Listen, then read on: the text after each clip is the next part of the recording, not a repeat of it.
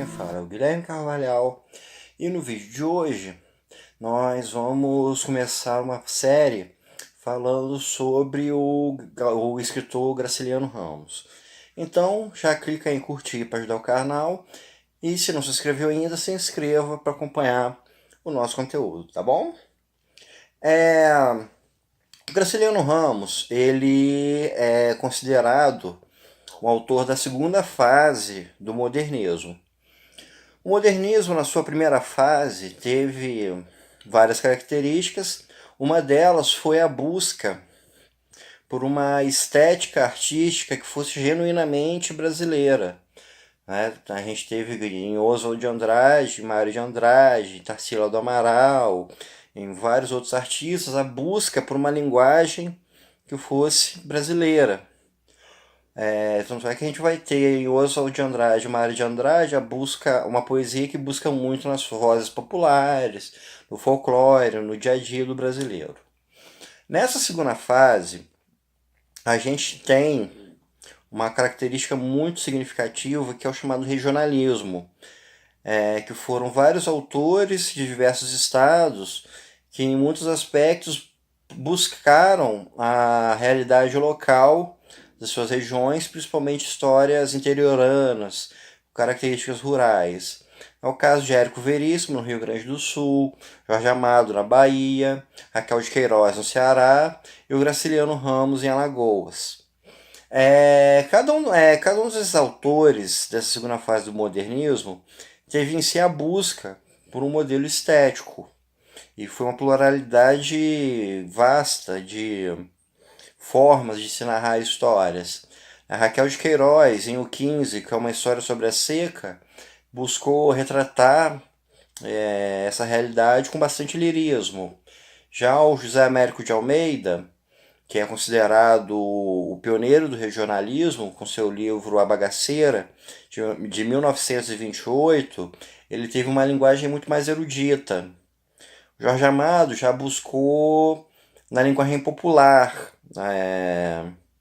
criar suas histórias, só que ele usava muitas gírias, muitos termos locais, até mesmo palavrões para contar suas histórias.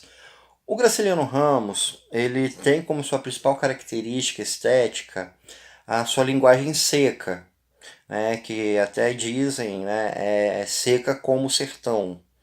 Ele tinha uma prosa direta, ríspida, lapidada, extremamente precisa. No livro dele não tem excessos, não tem exageros, ele não tem firulas literárias e mesmo assim, vamos pôr assim, com pouco ele constrói muito. Ele consegue trazer o leitor para dentro do livro dele, ele consegue fazer com que o leitor mergulhe nessa história que ele está contando. O Graciliano Ramos, ele também tem como característica colocar os seus personagens em situações muito extremas, muito limites, situações que em muitos momentos significam questão de vida ou morte. Ele escreveu 4 romances, Caetés, São Bernardo, Angústia e Vidas Secas. Em todos esses 4, a gente acaba tendo uma morte muito significativa para a história. Uma morte que dá novos rumos às histórias, de tão forte que é a maneira como ele coloca os personagens em situações limites. Não é? Como eu falei, ele tem esses 4 romances e tem também o livro de memórias, que é Memórias do Cárcere, em que ele narra o período em que ele ficou preso, durante a ditadura de Getúlio Vargas. Eu vou falar hoje sobre o Caetés, que é o primeiro livro dele, e nos próximos vídeos eu vou falar sobre as demais obras de Graciliano. Em Caetés, a gente tem um livro que ele é considerado pela crítica como um livro fraco, um livro menor. Tem críticos literários que até supõem que Graciliano Ramos tenha escrito esse livro, Uma Nova Juventude, bem antes dos seus outros trabalhos, tão grande é a diferença de qualidade entre eles. Em Caetés a gente vai ter a história de um homem chamado João Valério, que ele tem uma relação de amor com uma mulher casada e ao mesmo tempo ele está escrevendo um livro chamado Caetés, em que ele narra um conflito entre tribos indígenas. E ele vai fazendo paralelos da sua vida, da sua relação com Luísa dentro dessa história que ele está escrevendo. E o marido de Luísa acaba descobrindo a relação e comete suicídio. E o João Valério ele fica perante esse livro que ele escreve, essas indecisões, todos esses conflitos.